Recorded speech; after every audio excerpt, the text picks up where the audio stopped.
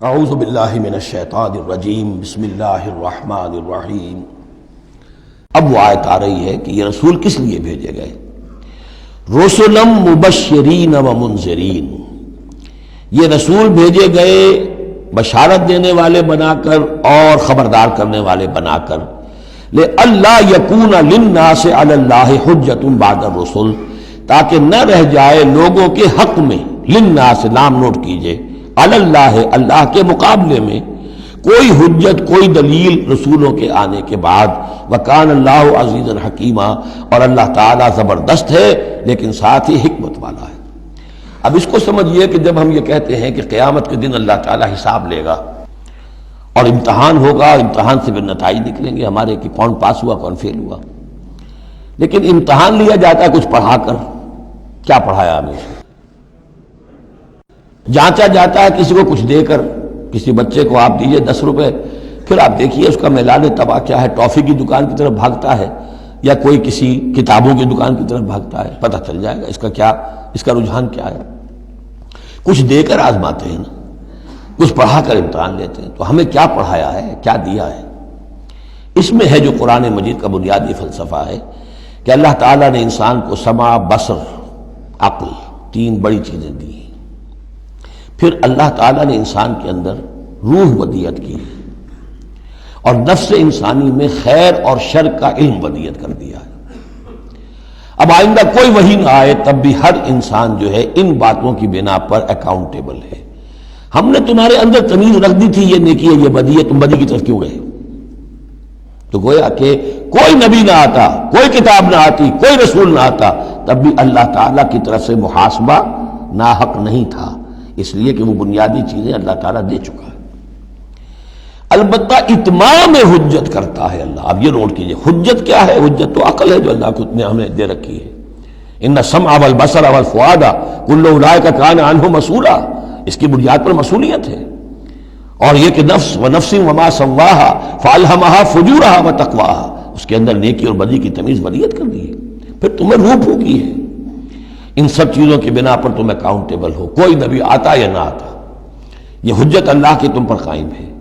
لیکن پھر بھی اللہ اتمام حجت کرنے کے لیے یہ اضافی شے ہے کہ اللہ نے تم ہی میں سے کچھ لوگوں کو چنا جو بڑے ہی اعلیٰ کردار کے لوگ تھے، تم جانتے تھے کہ یہ ہمارے ہاں کے بہترین لوگ ہیں، ان کے دامن کردار پر کوئی داغ دھبا نہیں ہے، ان کی سیرت و اخلاق تمہارے سامنے تھی کھلی کتاب کے مانند، ان کے پاس ہم نے اپنی وحی بھیجی، اور پھر تمہیں یہ کرو یہ نہ کرو یہ بھی بتا دیا۔ ایگزامینیشن میڈ ایزی بھی ہو گیا تمہارے لیے، اس امتحان کو ہم نے اتنا آسان کر دیا تاکہ اب کسی کے پاس کوئی عذر باقی نہ رہ جائے، کوئی جو ہے یہ پلیڈ نہ کر سکے کہ میں تو اگنورنس کے پلیڈ کرے کہ میں تو اگنورنٹ تھا، مجھے معلوم نہیں تھا۔ جب رسول آ گئے تو اب کوئی عذر باقی نہیں رہا۔ رسول سے پہلے پھر بھی کوئی شخص کہہ سکتا ہے پروردگار میں ایسے ماحول میں پیدا ہو گیا تھا، وہاں سب کے سب اسی رنگ میں رنگے ہوئے تھے، پروردگار میں اپنے 2 وقت کی روٹی کے دھندے میں ایسا لگا رہا کہ مجھے کبھی ہوش ہی نہیں آئی کہ میں سوچتا۔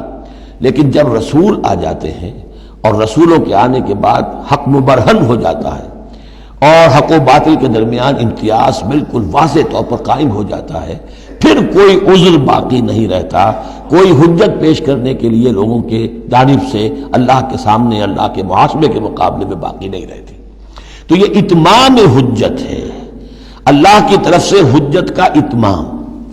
رسلا مبشرین، اور کر کیا سکتے ہیں رسول؟ نہ کسی کو زبردستی ہدایت پر لا سکتے ہیں، ظاہر بات ہے کسی کو گمراہ کرنا تو پیش نظر ہے ہی نہیں، لیکن کسی کو زبردستی ہدایت پہ نہیں لا سکتے۔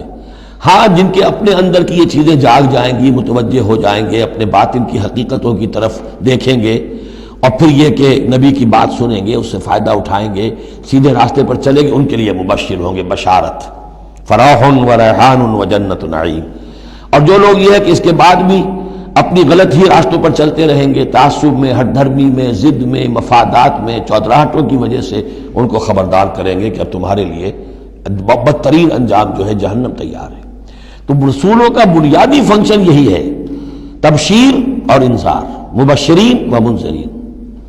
کس لیے؟ لے اللہ یکونا، تاکہ نہ رہ جائے، للناس لوگوں کے پاس، لوگوں کے حق میں، اللہ اللہ کے مقابلے میں، یعنی اللہ کی حجت، اللہ کے محاسبے کے مقابلے میں، حجت، کوئی حجت، کوئی عذر، کوئی بہانہ باقی نہ رہے بعد الرسل، رسولوں کے آنے کے بعد۔